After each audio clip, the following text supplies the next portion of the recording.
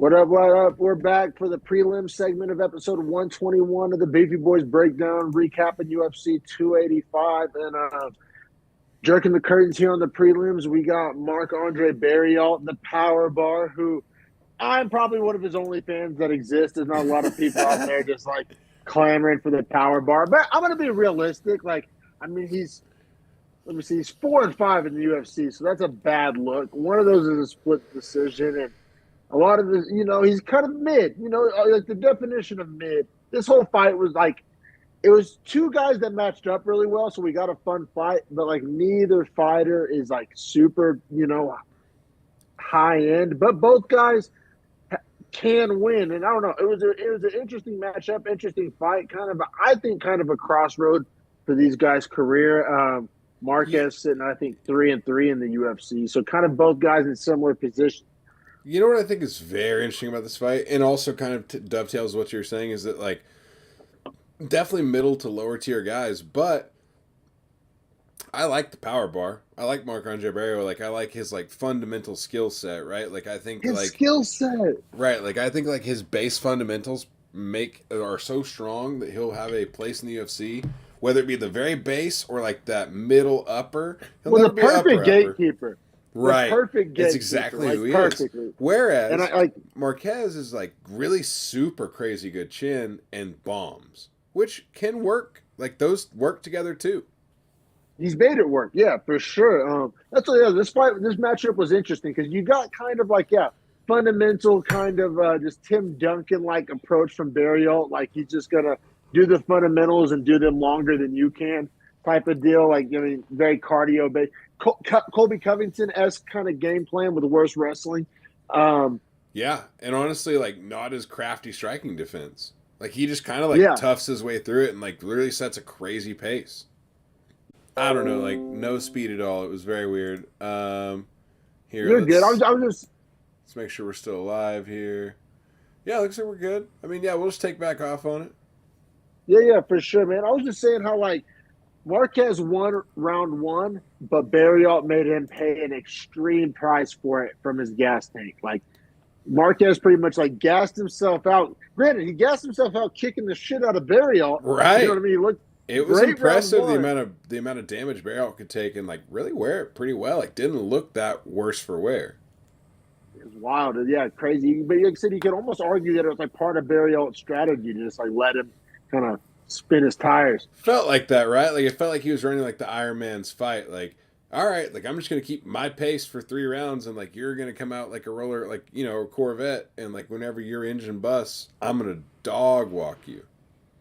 Yeah, and that's what round two is when the dog walking, started taking place. Like, I mean, Barriault obviously much fresher. Marquez not looking great cardio wise, and I mean that's best case scenario if you're Barriault. That's literally how you draw it up.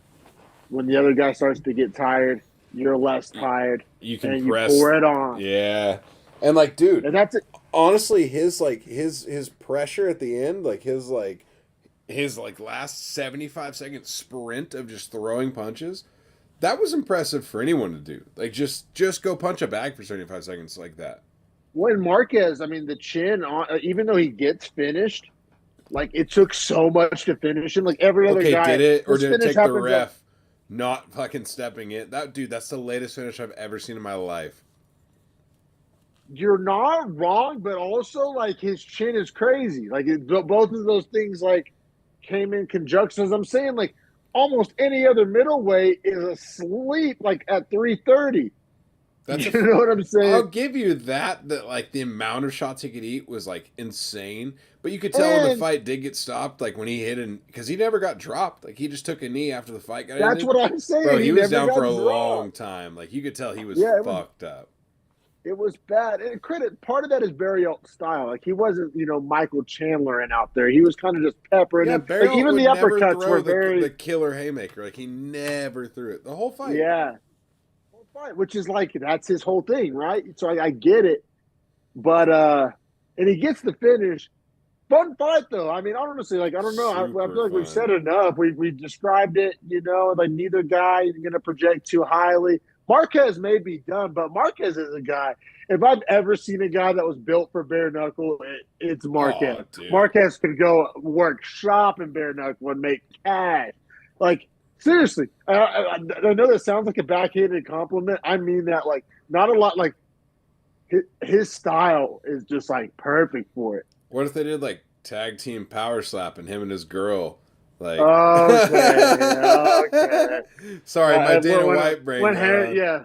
When Harrison starts talking power slap, that's when we keep it pushing to the next fight.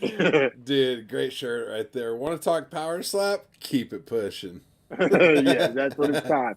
But honestly, but man, this next fight, I gotta kind of fly my sails here. I felt Amanda Hebos, and not really because I like Hebos so much here, right? So this fight is women's flyweight. It's number 8, Viviane Araújo, minus 105 against unranked Amanda Hebos, minus 115. I just thought Hebos had lost to really good girls and given them tough fights. And I thought Araújo was... You're not wrong. I mean, the Chikagian Hebos fight was fire. And I thought if she could fight Chikagian that closely that, like, probably Araújo would lose. You know what's wild is Araújo and Grasso's last fight was each other. And Araújo put up a close fight against Grasso. That'll mean a lot more when we get to the main card. But I think Araújo's a styles fighter. Like, I think stylistically she gets locked or gets, like, unlocked, if that makes sense. Yeah, and Hebus, had fought at 115 in the past. Good fighter, kind of a tweener. I mean, she has a loss, but it's to Chikagian. That's where I was struggling with her. It's like she beat up the bad fighters badly and lost to the really, really good fighters. But see, here's the thing, was the quality of the loss, right? Like, she fought a really good fight in that loss. 1,000%. And it was a split decision loss to Chikagian. That's what I'm saying. Like, she fought a really good fight. Yeah, no, 1,000%. And they both have that common L. Honestly, these girls matched up so well on paper. What made me feel good is that Araújo is 36 years old now. And Hebus is in her prime, and that's what I mean with like the momentum down, momentum up kind of a thing here. Like Araújo, kind of on a downslide.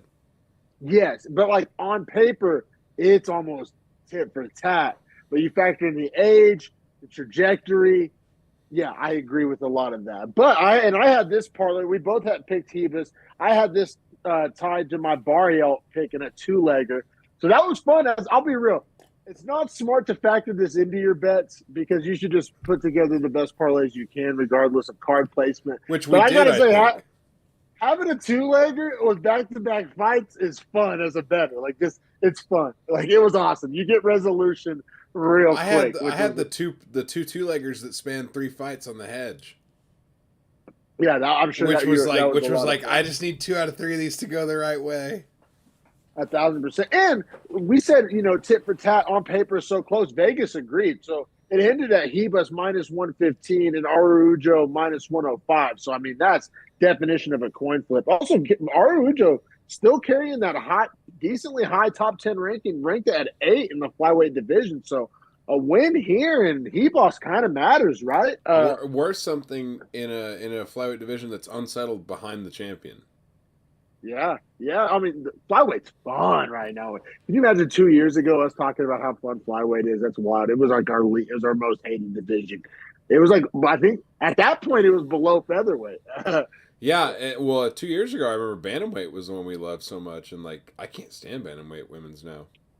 Exactly, I totally agree. Now, round 1 was close, man. I thought round 1 was hard to score. Both women had a lot of success. It was weird because Hebus ended up with a lot of control time, but she never got a takedown. It was a result of Araújo jumping Gilly and missing it early. And Hebus honestly had the smallest amount of success on the feet, whereas Araújo was finding a good amount on the feet. I thought jumping the Gilly was the mistake of the round. Yeah. Granted, like Araújo gave the round. I still scored it. I gave it to Araújo, but barely. You're not crazy. I wrote that it was a super close round and that it didn't need to be. She got up whenever she was able to get up from the bad position that she egate herself into. She she wobbled Heba, so she put the hands on her. Well, see, and that's part of my reasoning is that Hebus didn't get the takedown. Araujo went for an Yes, offensive move and landed in a defensive position, and then was able to defensively get back to offense and then rock Hebus. Like, at no point I was she agree, ever in a but position that she didn't like consider putting herself into. I feel you. That gets a little dicey. It's like honestly, we both looked at the same data and just reached different conclusions, which is Yeah, fun. But that's it. Like neither one of us are really necessarily wrong. at It's least we like agree the data is the data. I think that's the the data important thing is the there. data. No, for sure. It's just how you interpret that. 1,000%. Because like Hebus, you're right. She got put in that position, but she made the best of it. Like I think she turned it into like 2-ish I minutes of control I time, would have and it said wasn't. if a 3 minute She dropped round, some ground and pound. if it was a 3 minute round, I would have scored it to Hebus, no doubt. I just thought Yeah, those last 2 minutes, Araujo fought her way back and barely edged it out. I don't hate it. Like I said, I struggled to score the round. Like I 1,000% considered everything you said. Like yeah, no, for sure. So that's interesting. No, round two gets real interesting Also, because one judge went Araujo, two judges went Hebus, just to like paint the picture here for the rounds. oh, that is very interesting. Now round two, did you go 10-8? Round two, I did go 10-8. Yes, I did. Yeah. Okay. Yeah, I definitely did. Which I have my notes right here. I just know I did because I have the fight scored.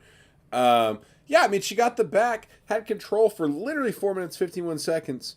I mean, there were 9 seconds she didn't control in that round. Well, and she got the once again no takedown. She spent 2 rounds in control with no takedowns, but this one was much cooler because she got a knockdown. You got to Right. factor that into the 10-8. She Right. got the Well, knockdown, that's what I was about to took say. the bat. Is like sparked her with damage and then had literally control for the entirety of the round. Like at no point was Araujo in any offensive position for the entirety of a round. I had to go I 10-8. do think I agree. It got a little weird because the whole time she had control, which, as you alluded to, was like 4 minutes of the round, no damage was really being done in that position. But the damage was already done with the knockdown. So I agree with you. I went 10-8, but it was like You a know what's dicey 10-8, you know like a what's low 10-8 even or a high funnier 10-8, like is an that 8-8 or 8-9. even after having reread my notes here, I just realized that I originally wrote 10-9 and then I wrote down all my reasons and then I said actually 10-8. These reasons wouldn't make sense with the 10-9. The duration, right? The Right, like I literally duration was. like I put 4 minutes 45 seconds control, a knockdown, and had her back. Like I don't know what the like what else would I have to do in a 5 minute window to say that I beat the shit out of someone? For sure, just not a ton of damage though, outside of the knockdown. I It's just an know interesting point. It made it weird. it's But so I agree weird. with you. It's Like I'm so disagreeing with weird. myself right now. I know, Like I agree and with I you. disagreed with myself in the moment. You know what I mean? That's where Yeah. I'm like That's what playing I'm saying. both It's like sides. it's one of those verdict like 8.9s. You know what I'm saying? Like it really was like the definition of that. But we'll keep it pushing here. Round three, I thought Hebus is not her best round, but just a very clear win.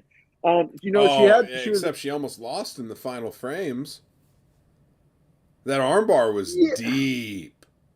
it Like she was. rolled I back to mean, her hip and had to like skirt her shoulder down to get the angle off to keep her thumb down. there was 2 submissions. I mean, Araujo almost won this fight by finish twice with two different. The Gilly was deep, bad And the decision, armbar but was it was deep. deep. Now, granted, There's the that was arm, the only thing Araujo had in the third round, which is unfortunate for her the because I whole scored fight. the third round Really, to yeah, that was her closest moment in the fight of winning it for sure. Whereas Ebus had plenty more moments. And that being said, I still scored the third round to Ebus.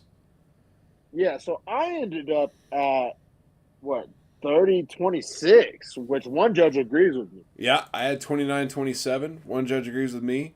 And one judge had 30-27. Didn't give the 10-8, but did give all three rounds to Ebus. I think the That's picture fine. that's painted here is that Hebus. Now, granted, the scorecards would have you think that she dominated this fight and just like walked away with it. I wouldn't quite say it was that. It was a God. I'm just a fucking Volk dick rider. And I was like Volk Ortega vibes, right? Like when Volk almost got Yeah. subbed twice, but won the fight like pretty convincingly. Like I don't know, Volk Ortega vibes. I keep making these Volk comparisons. It's honestly awesome. I love Volk. I'll talk about Volk with Oh, you is all that because day. he's the So I number mean, one pound for pound fighter? is he though? As of tomorrow? Whoa, hey, No, that's let's tomorrow. But we'll go. get there. We'll get there. That's up for We debate, will. perhaps, with this main event. But also, Hebus matters now. So like, I don't want to spend a ton of time. No, on it, but we definitely have to project forward. I mean, she's ranked now. She beat number 8. Women's flyweight. Yeah, like yeah, exactly. where does she go next? And also that's going to become, and you know why, super important. But I mean, I would say if you take 8, dude, it's already written. It's tough because the Chikagian rematch. I was gonna say, do you do the Chikagian rematch? You have actually. I thought I read somewhere that Andrade already has a new fight booked. I don't know where I read that, but I thought I read that. So I'm gonna, for that reason and only that reason, I'm gonna leave Andrade out for a second. Santos is kind of on first base holding a catcher's mitt because she turned down the fight, or she pulled out of the Blanchfield fight, so she's dealing with something. Fioro's dealing with the injury too. You kind of, or I think they're going to give Blanchfield. Actually, yes, Blanchfield. Blanchfield or Chikagian rematch, or a lot less cool, but would kind of make sense. Lauren Murphy. Way less cool would make sense if they don't necessarily want to run with her name yet, which I would understand because the names so much Tyler going on Santos, at the Manon Fior, and Marion Blanchfield. Exactly. And then the other almost have to buy time. And then the other two. So there's 5 girls need to settle their shit. That's what I'm saying. And like giving her Murphy would build her and would like buy time to let the kind of top end kind of sort itself out. Like the Murphy fight might make sense as a promoter. Am I saying I'm like clamoring for that as a fan? But like as a promoter, if I'm actually matchmaking, it makes a lot of sense. When you said that, I already knew. I already, like, in my head, I was like, oh yeah, promotionally this makes a lot more sense. I get to build this name, get to settle out the rest of the division, so there's no cloudiness. And that's what, like a fight night co-main? Fight night co-main? Right, like easily fill your cards too with like, and they're looking for you for fight night co-mains and third fights out. Like they're clamoring for those fights. And that sounds like a backhanded compliment, but for a Hebus, like that's a nice little stick. But I'm saying, if you're Hebus, if you get a fight night co-main against Lauren Murphy, who just fought for a belt, like that's a way to like work your way up. And like I said, let some of these other girls take each other out. Like let the division kind of cannibalize itself at the top. You get a good win over a title challenger. I think there's a way you can spin that as a real positive for Hebus, but we can keep it pushing. I'm with it. We can keep it pushing. I just want to give us credit once again. Both picked a -115. Two-legger. My two-legger cash. Cash one immediately right there. That was -150 and -115. That's like the perfect two-legger. Yeah, it honestly is, because like that pays out like 3 to 1. Yeah. Yeah. Or a little more maybe. Or close to it. Right there. I think it was exact. Yeah, 3 to 1. I think that's exactly what it was. That's a gassed up payout. Like, yeah, two-legger. Yeah. Back to back. Let's go. But up next was a very intriguing fight. Well, let me correct that. Very intriguing to like think about and talk about and to project. The fight itself, not very intriguing at all. But we'll get to it. We got number 5th ranked Derek Brunson, +185 dog, 39-year-old vet, taking on Dricus Du Plessis, -215. The real African man here, just like sub-Saharan African man. When I think of Africa, you think of Cameron Simon and Dricus. Dricus Du Plessis as just representing Africa, just to the core of what it means to be African. It's like Ian Gary. He's part Brazilian, right? No, I don't know. Dricus had some weird takes. Yeah, super weird. Like, I'm going to bring the belt back to Africa type shit. And it's like, there's pictures of Israel, of Usman, and of Francis, all in Africa with the belts. So what are you talking about? It's a very polarizing subject, but that I honestly see both sides of. Dricus lives in Africa. In his own words, he breathes African air. I feel it. He is African. I get that. There's the phrasing of it and like the connotations are like real easy. He's a white man, obviously. If you don't know who Dricus is, he's a white African. Like that's rare. But like I said, I don't like, bro. He's the minority where he's from. But I'm saying, like, if a black guy grows up and lives his whole life in Germany and has a German accent, it's like, and he claims German, like he's not out of line, right? So it's like, No, it's like Mbappe playing for France. I just, it's interesting. Like I said, I feel like some people got the feathers ruffled or drew a line in the sand or wanted to make it controversial.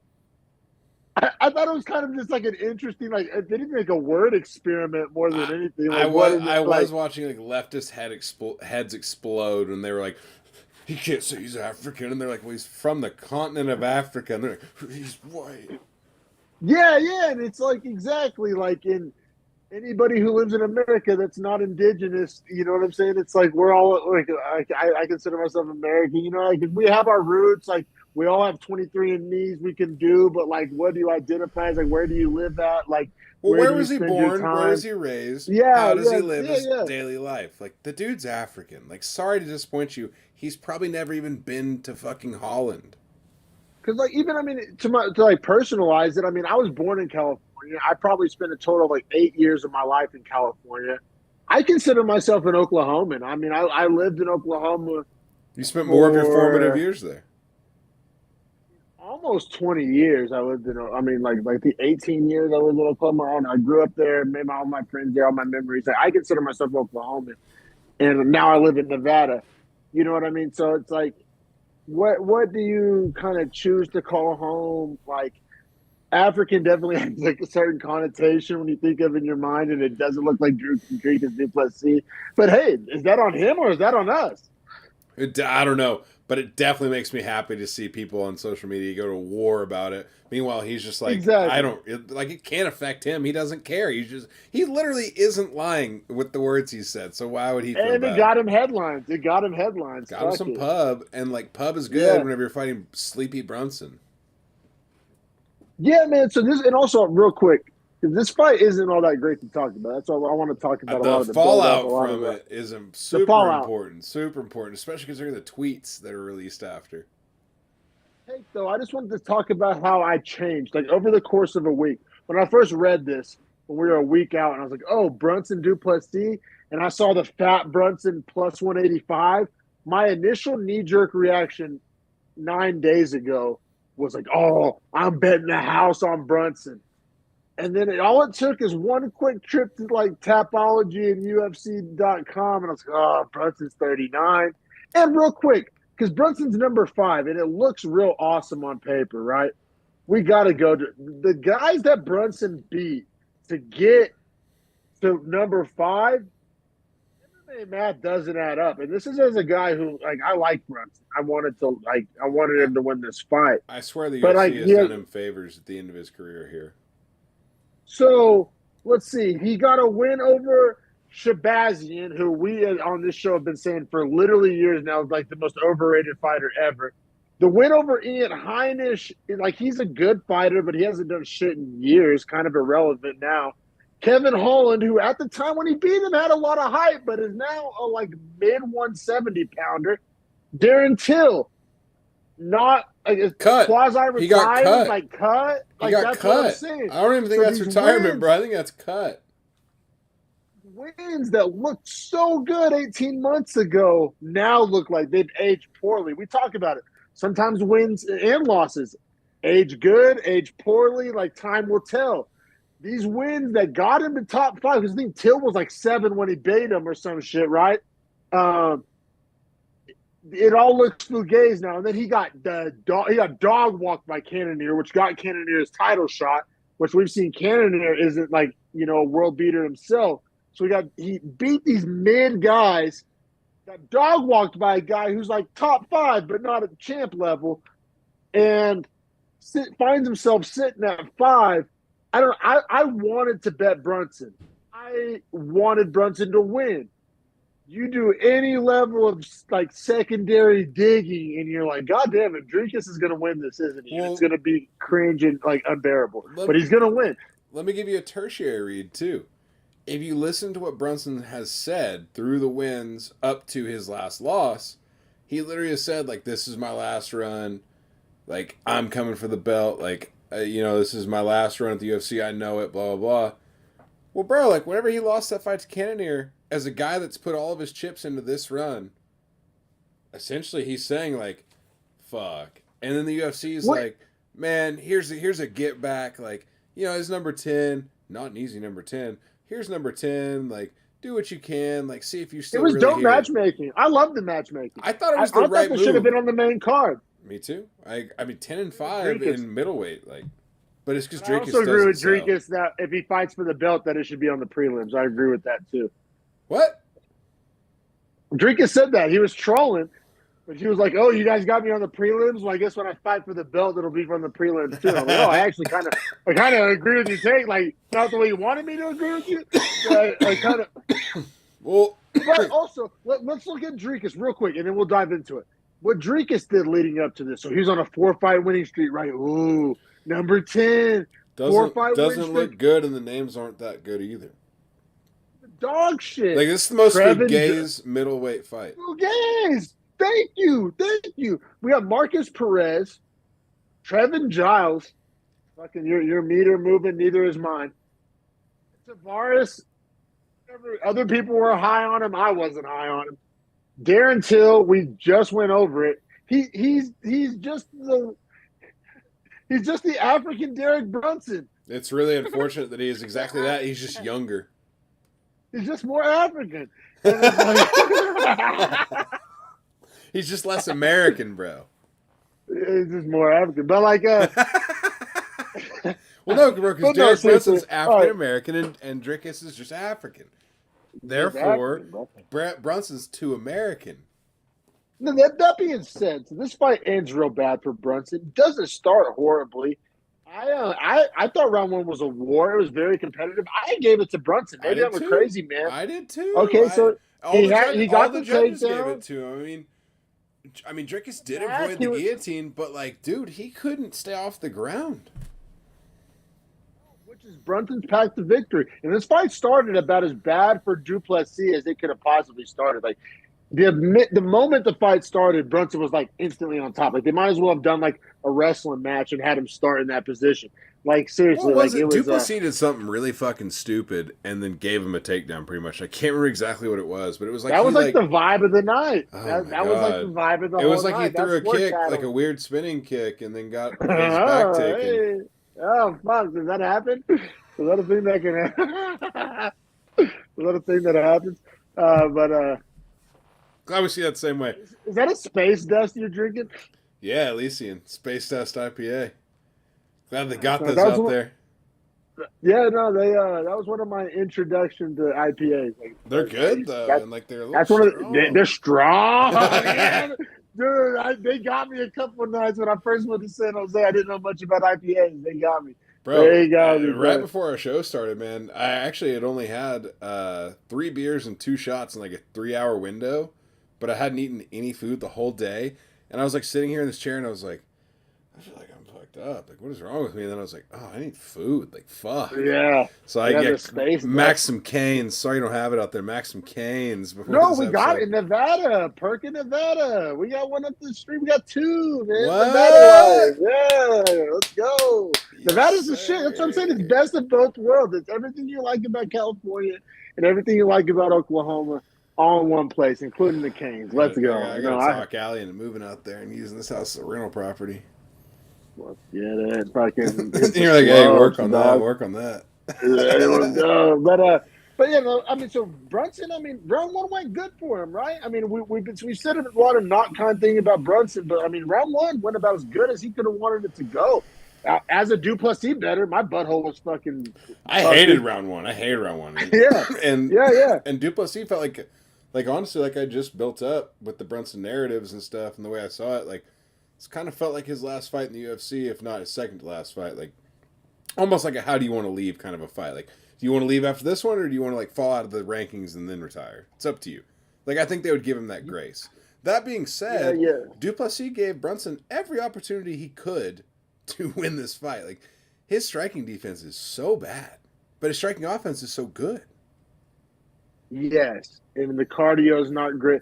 I'm as far as like train, believe, future champ. I'm out on Du Plessis. I was never in, so I can't really be out. I've been out. To watch this kind of ascension, God, if he's in the top 5 after this, I'm gonna fucking vomit in my mouth.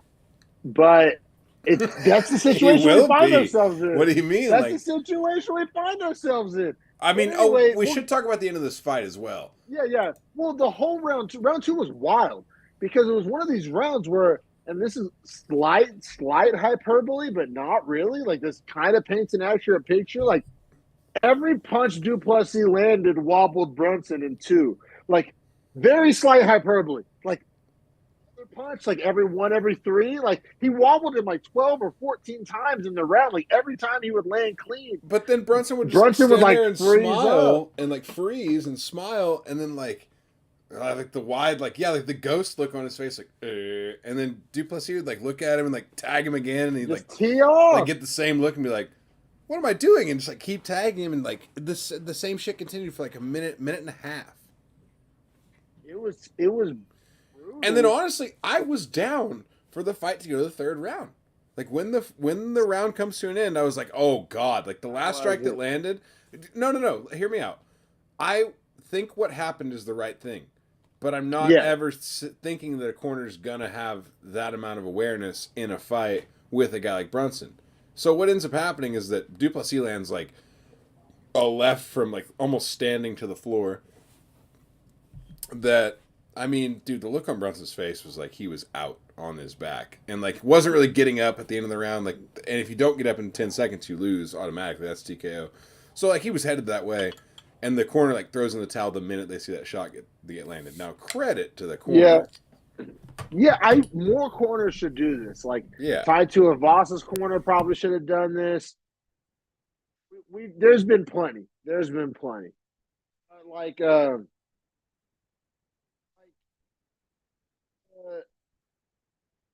So Brunson's corner throws in the towel at the end of round two. It technically goes down as a 4 minutes and 59-second stoppage.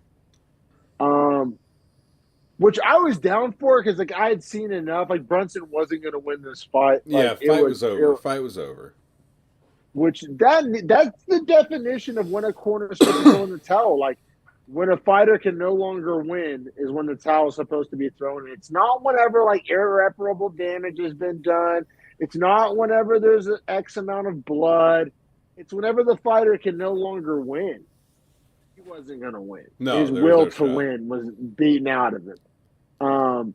So we already talked a lot of like context here, but just going to the actual rankings because unfortunately this is going to matter. Well, did you see Brunson's tweet? Yeah, Brunson essentially retired. That's how I read it. Yeah, like he's thanked everyone for following him and being his fans throughout his career and said like it's been a fun run, like shit like that. Like it's not an official retirement, but it sounds like the words of a guy that's done. And then Du Plessis were the opposite way annoying. Du Plessis came after and said, I'm not fighting again unless it's a number one contenders match or a title shot. And he can fuck himself with the biggest dildos with that take.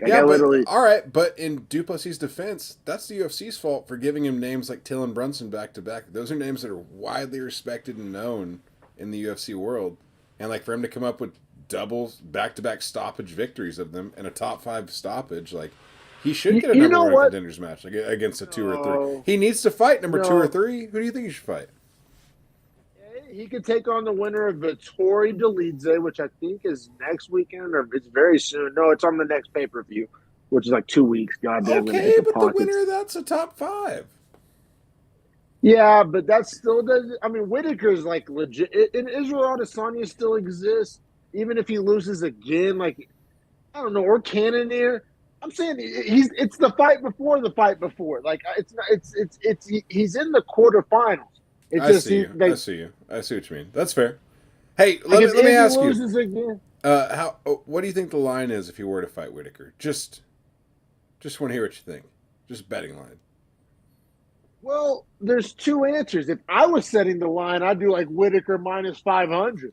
But like what Vegas will actually set it at, Whitaker, minus 180, and then No, I think Vegas is like as smart as us, but not like ludicrous. So they'll set it where they get action. So I think literally minus 350 is where Vegas feels. Because I think I'm with you at like the minus 440 or up.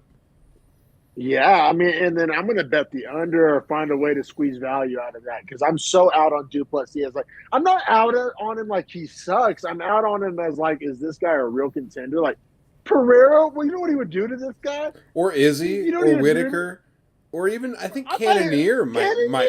Cannonier Like Vittori might be his only option as a good fight that he could look good in. beats him too. I think Delinde beats him. Like, I literally think he's the odd Ooh, man out. I think he's Delidze's a fun fight overachieved. for him though, because Delidze I think might try to strike with him after all the the mental games that have gone into Delidze, like from people calling him boring for wrestling. And if you try to strike with Du Plessis, that is where he's actually really good.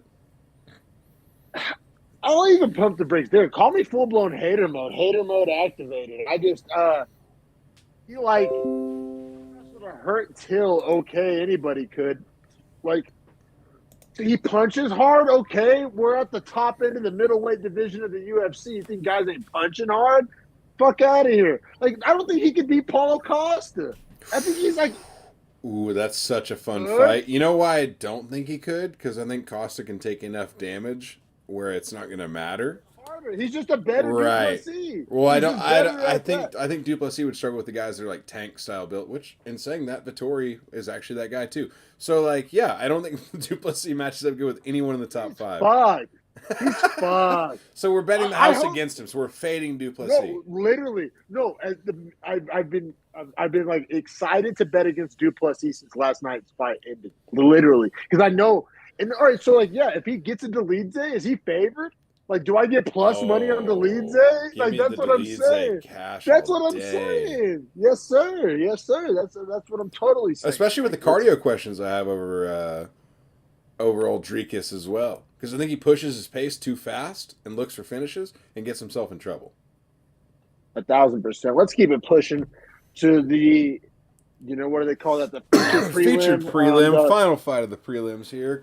fall from grace. My Cody God, Garbrandt from Ehrlich's, world Ohio. titles from the goddamn from the main event to the prelims, it's just tough. From the From fucking taking on belt, a from the pay per view from main event, pay per view main event. yes, yeah, from getting pay per view points Yeah, that's a better way to to say it. fight to From fighting being Trevin from being a Jones kid's on the make a wish prelim. fighter. Yeah, no, seriously, How many goddamn, kids do you like think want to have him as their make a wish now? Horrible gotta question. say, bet to be spin it positive. Best pre roll I've ever smoked, and this is no Oh yeah, the exaggeration. And Garbrandt pre rolls are gassed up. they're the best, like the best pre rolls, like top shelf, like delicious. And they're not infused either. It's just flour. Right, just flour, Delicious. but it burned really Will well fuck too, right? you From up. what you said. Oh, everything about it. Like check every box. And I'm not even a fan Check of pre box, rolls. check box, check box. Cody Garbrandt's pre rolls. Saying that because that's about the last nice thing you're going to hear me say. So I just wanted to give the plug. If you're in the Sacramento area, you hit a dispensary, get I think they're called the No Love pre roll, and they're so gassed. But all right, now let's get back to reality and talk X's and O's here. This fight sucked. This fight sucked a lot. It's Cody Garbrandt minus 175 against Trevin Jones at plus 150. He's back to bantamweight, which is great because like whenever he was at men's flyweight, he literally looked like a corpse, like a ghost, like a shell. Looked like his career was over. In the words of Coach Nation, shout out Coach Nation, looked like death eating a cracker. Death eating a cracker. Yep. Looked like he needed to be a rat on a Cheeto instead, with the gusto of a hound dog. All shout out to Coach Nation on those. That being said, I would say that 12 minutes of this fight are the same 12 minutes, and the last 3 are different. That's one way to put it. I thought round one was by far the worst round. It was the snooziest round. It was a horrible round. I gave it to Garbrandt. Like I literally have my activity in quotes, even in my notes. Like I thought he like in a round where it was Sparza, Namajunas, like it was nothing happened. You have to pick a winner. I picked Garbrandt. He did nothing better than Jones did nothing. You know what I will at least give them credit for in this round that I will like push back on the Esparza Joanna compare or Esparza Rose comparison is that this was more like an Izzy Romero fight where like they would get in striking range but just neither guy like it was clear one guy wanted to counter and the other guy knew he wanted to not get counted. Hey, who gives a shit? We're splitting boring hairs. Well, no, I'm just saying that like sucks. the reason Jones wouldn't go is because Garbrandt wouldn't go, and Garbrandt wasn't going to ever go first because he only wanted to counter strike because he knew that was where he had the advantage. And Jones was like, "Well, you have the advantage counter striking, so I'm not going to go first because you can counter strike me." So it became this like fight of like a chess match, which whenever you have a throw chess a match, calf kick, you fucking chodes. Like, what are we doing? I'm here? just saying when you get that sort of striking matchup and neither guy's willing to wrestle or like mix it up, you get this kind of a fight where like it's a snoozer. But look what happens in the last 2 to 3 minutes where Jones goes for it and wins the fucking round on my scorecard in the last 3 minutes. Like it was on Jones to go for it, and he could have won this fight. If you're gonna ask me like overall perspective. Round 2 was better because Garbrandt had got a couple takedowns. He landed a knee. It was better. Like Garbrandt like won for actually winning, not for like I gotta pick somebody. Garbrandt round 2 wasn't horrible.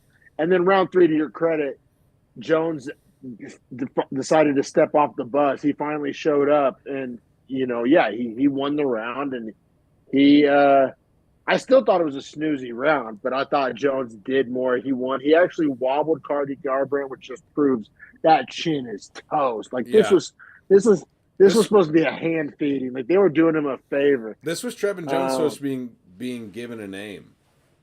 Like, that's actually what this was. I thought it was the other round. I thought it was the other way around. I thought they were trying to throw Garbrandt an alley-oop. It's kind of both. For the love of God, it's get both. a win. It is. It's both. It's please beat this guy at 13-9, or this guy's 13-9. Please give us a reason to keep you here. Like, either one of these guys is leaving the UFC. I agree, bro. I agree. So Garbrandt gets the win, 29-28. He ends up coming out and saying, like, God damn it, now that it's escaping me. Have you seen the article about he fought through an injury or he almost pulled out or, like, it seems like some fugazi spin. Maybe it's true. I honestly don't care if it's true. Like, Cody Garbrandt. He doesn't move my needle anymore at all. He's not anywhere near the skill set of the 135ers that it requires to be the top. He's not even in the top 10. So, like, I'm done with him. UFC is done. Now, if he retires from the UFC, is he the perfect candidate for some like YouTube boxing match? Like the perfect. Like I hope it happens. Like, I don't know. There's no smaller guys. He's too small for like a Paul or even probably a KSI. But like, hear me out. Jeremy Stevens and him in a boxing match, like undercard. Him and Jeremy. That's a great fun fight. Super like that, power punchers right? that Like only like to box. Like those opportunities are out there for him, and he can even do really well and make some money. But as far as like competitive high-end MMA matches, I'm out. Like it's over. Yeah, I'm done with him. I got nothing left for this guy. Like I'm not even going bare knuckle. Like I'm not going. I don't want to say. Oh no, his chin is tapped. That's what I'm saying. But like YouTube, 16-ounce pillows, maybe a celebrity I've heard of, a basketball. I mean. Some athlete, some cornerback, or you know what I mean, Ike Hilliard or some fucking buddy. I don't know, but like I don't know. Patrick Peterson's feeling spicy. Dude, Patrick Peterson weighs like 215. I don't know. No, that problem. No, I don't know. No. All right, Steph Curry's feeling spicy about it. Steph Curry's like brother-in-law that was like married to his sister and was like came off the deal. Like, Damian Lee. Yes. Yeah. Cody Garbrandt, Damian Lee. Jackson Mahomes, Cody Garbrandt. Yeah. Just but that's where we're at. Mahomes. Yeah. Yes, I want to see him eat it right. Yeah. But that's where we're at, right? That's where we're at.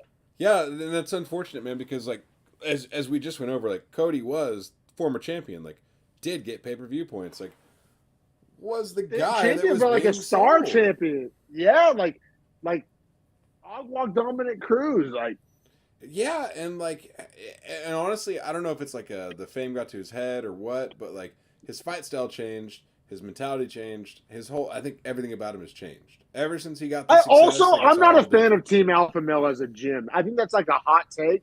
I think Team Alpha Male has a lot of respect for things they did in the past. They do not translate to like modern MMA. Successful today. No. And Josh saw what happened to Josh Emmett. Like, I don't know. I'm kind of out on that gym. You know what I'm saying? I'm with you entirely. But hey, I mean, that wraps up the prelims. Honestly, pretty star-studded prelims, pretty gas prelims. Not mad at it, even though the Garbrandt fight kind of sucked. Everything else was pretty awesome. And hey, we got plenty. Like, obviously, gave us plenty to talk about and some meaningful. Like I said, we got like contenders out of the prelims. That's whether we wanted it or not. Yeah, well, and we also got some names that we don't want that we kind of got to extinguish out of our like realm of like this is a name I should care about at all. You're not wrong. It's unfortunate. Can be equally as important, right? Can be equally as important. Like, how do I put my coal and energy in some other train if I'm not taking it out of some other train? You know what I mean? About how loaded bantamweight was, and it looks like 2 spots opened up. Great way to say it. We'll leave it at that. We'll see you guys in a few minutes of the main card. Yes, sir.